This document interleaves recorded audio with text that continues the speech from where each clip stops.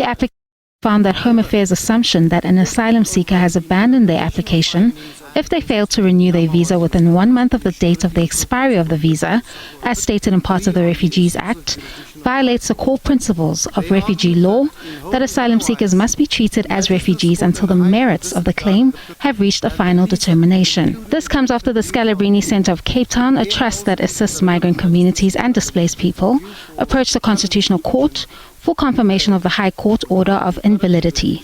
The respondents do not oppose the confirmation of constitutional invalidity of the impugned provisions.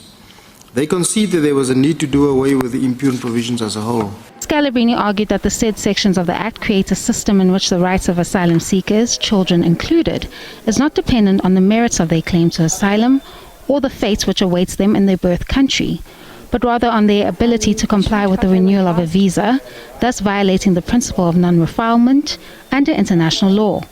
The court agreed. Further, the impugned provisions violate a number of constitutional rights.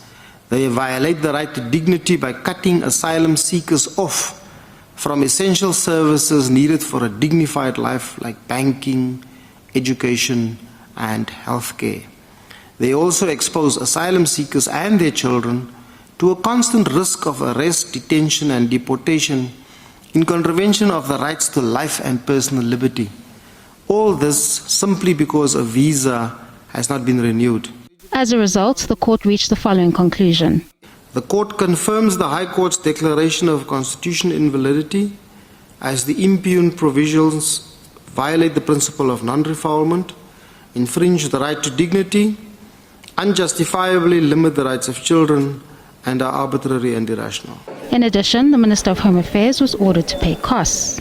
Canny, Maphanga, SABC News, Johannesburg.